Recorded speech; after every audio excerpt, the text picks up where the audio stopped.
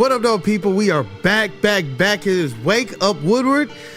Man, it's like I'm telling you, we've covered pretty much every single sport. Now we get into the Woodward Pistons segment.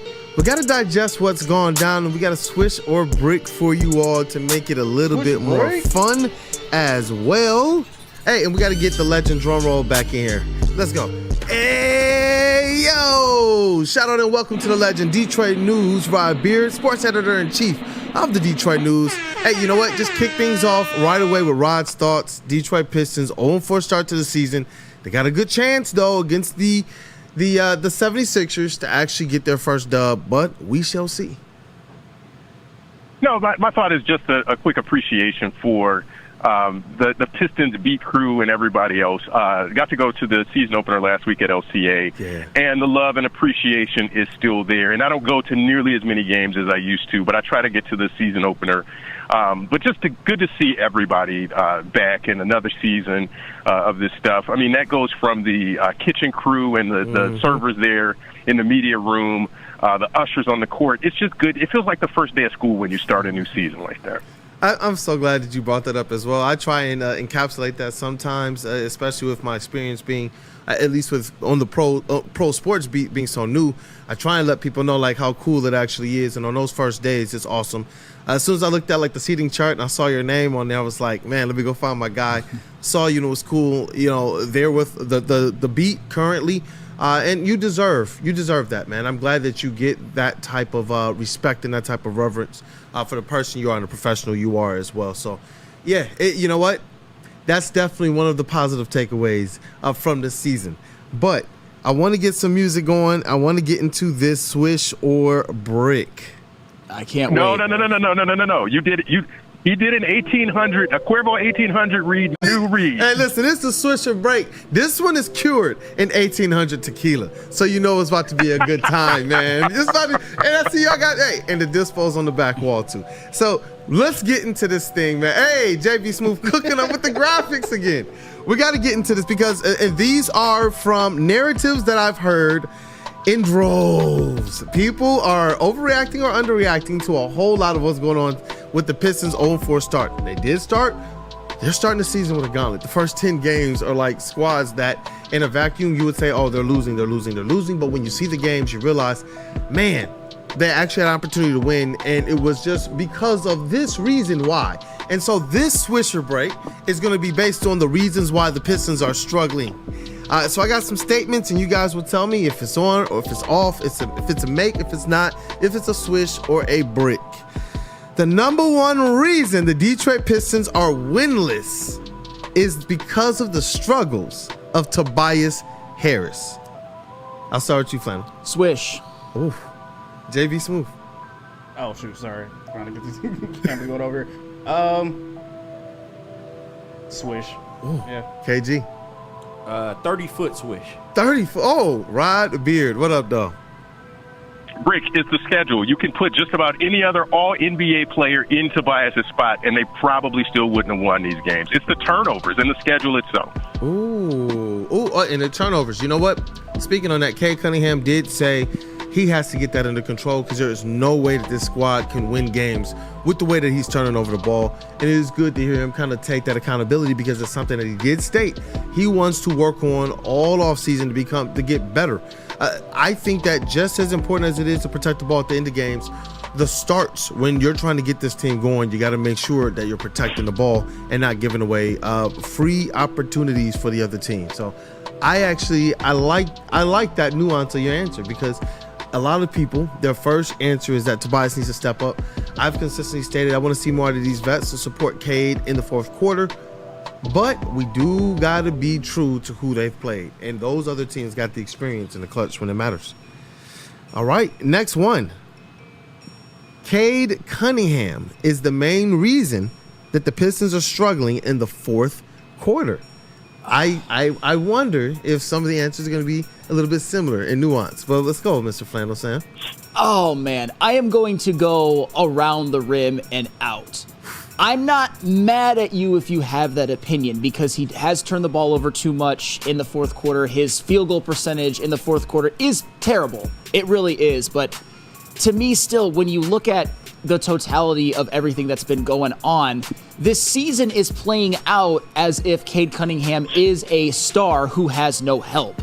We talk about Tobias Harris. We talk about how Simone Fontecchio isn't being played with him. We talk about how Isaiah Stewart is giving you nothing offensively. I think his only adequate help this season, you could argue, has been Jaden Ivey. I think Jaden Ivey's inarguably. You could say maybe Tim Hardaway Jr., but I still don't think the way this season has played out, he's had enough people doing what they're supposed to do around him. But that doesn't mean he's been good in the fourth quarter, because he has not. I like the nuance of that answer too. What up, though, JB Smooth?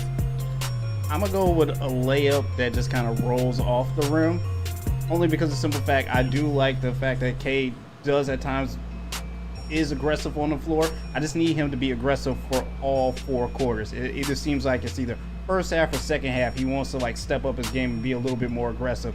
If that's what you want to do, then in the second half, I need you to dominate in that fourth quarter and just go all out. Like, this needs to be, you need to be the general on this team to just take over and control everything. To Flannel's point, and to yours a little bit, when he did have a Jeremy Grant on the team, he was more adept during the fourth quarters, and Jeremy Grant would take sometimes the brunt of scoring duties in the beginning of the fourth quarters as well as at the end of third quarters. If you go back to last year, you remember he would be the ones usually throwing up those shots at the third quarter buzzers for the Pistons. Cade Cunningham generally was either in relax mode and just dumping it down, or on the bench, and so that is something to consider. What up, though, KG? Cade Cunningham. These are things that I've heard. Some of the more consistent things, that he's the reason that the Pistons are struggling in the fourth quarters. Outright brick. Brick. And I understand. Say it with your chest. He does need to get better with the turnovers, but where's his help? He's tired in the fourth quarter. I mean, if anything, JB needs to manage his minutes better, because he's tired and there's not much you can do when your veterans aren't hitting shots. You got Jaden Ivey. He's not hitting shots in the fourth as well. Where are the rest of your teammates in the fourth quarter to kind of help you out? All right, and I got one more for you guys. I want to just, before I offer that one up, Jaden Ivey, I commend him right now. I believe that he handled last year well, because it's not just what you're doing this year. It's to handle all of last year, whatever physical, whatever mental, whatever psychological, whatever ideology. Like, he handled it all. When I listen to him now say, listen, it's about what's good for the team, because that's what he told us at the beginning of last year when we started to realize this guy's not going to start, and then we realized this guy's not getting any time. He stayed professional. Are there things that he still needs to clean up? Yes, but to see his kind of growth and taking advantage of this opportunity with JB Bickerstaff, I just wanted to say shout out to Jaden Ivey and shout out to Cade Cunningham. I believe that he's carrying a heavy weight for this team. That should be a swish, but you airball it because you always airball the 10-foot baseliner. It is very much the help around him and the chemistry there in the fourth quarters. And I think Flannel Sam said it best. It's sort of those other pieces. That's why you got those other pieces, is to help him down the stretch in fourth quarters. We've seen where Malik, where Tobias have had stretches in the early quarters. Now you have to figure out how to do that in the fourth quarter, because he's tired, because of everything else. Those other pieces have to figure out a way to work with him. Hey, and you know what? Just really quickly, one more, just really quickly, that I want to be able to get Rod's thoughts on, and the crew really quickly. JB Bickerstaff needs to make a change to the rotation and/or strategy to stop the losing. Swish, start Simone Fontecchio. Ooh, JB. Absolute swish. For who, Flannel? Tim Hardaway Jr. Ooh, okay. Ooh. Yeah, I don't mind that. KG? That's a swish. I'm right with Flannel. It needs to be somebody other than Tim Hardaway. I'll just say that. Ooh. I don't know if it's Fontecchio, but it need to be somebody else. And I believe that Tim Hardaway, we've talked about, is more adept at being able to create his own offense, get his own shot. Yeah. And I've liked his presence, and I believe that the bench is missing a presence like that. And I do believe that Fontecchio, he has been open about the chemistry that he and Cade Cunningham has developed, and I believe that we get a little bit more out of him and a little bit more help chemistry-wise for Cade Cunningham with Fontecchio in there maybe. But Rod Beard, what say ye? I think it'll work itself out. Give it a few more games. It's been 4 against 4 very tough teams. As you get into that Brooklyn game and we get to that 10 and 15 game mark, we can make a better assessment of what's going on. But for the 0-4 start, I mean, it is what it is.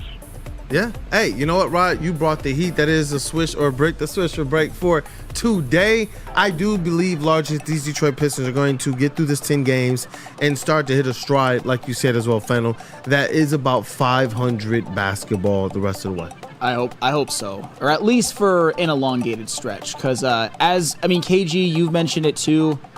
You can't start off like 0-10. I'm not saying that they will, but sometimes you can lose it to where you're climbing such a hole that it's just impossible to really salvage anything. I don't think that's going to happen. It was always going to be a tough stretch. It was always going to be probably at best like 1-5 in their first 6, maybe 2-4. It's just you need to get a win soon. And tonight, Philadelphia 76ers think they can rest their best guys and still beat the Pistons. So it's going to be interesting to see, because we've seen this story before, but I do believe that this Detroit Pistons team is much more improved than the one last year. But thank you as always, Rod Beard. Any last thoughts, brother? No, and I was just going to say, too, there haven't been those 20-point, 30-point blowouts. Mm-hmm. We haven't seen that game yet. So I said it before. It's the Moed Index. Just look at the eye test. Are you losing games because of little things? Certainly in the opener, it was exactly that. They had the lead right up until the last couple of minutes. How do you close out those games? And if they figure that out, then I think they can start getting on the right track. Hey, Rod, you brought the heat. Detroit News Sports Editor-in-Chief, that is Rod Beard. You can find him on socials at Detroit News, Rod Beard. Thank you again for your time this morning and all of the comments as well across the plethora of sports. My man just brought the heat, just like the chat family as well, man. Continue to hit that like button, you guys. Where are we going to next, JB Smooth? Mark White. Mark White. Dreaming of a new home but feeling the financial pinch? Mark White and Associates, your trusted real estate experts, are here to help. Mark White and his team will pay up to $5,000 of your closing costs.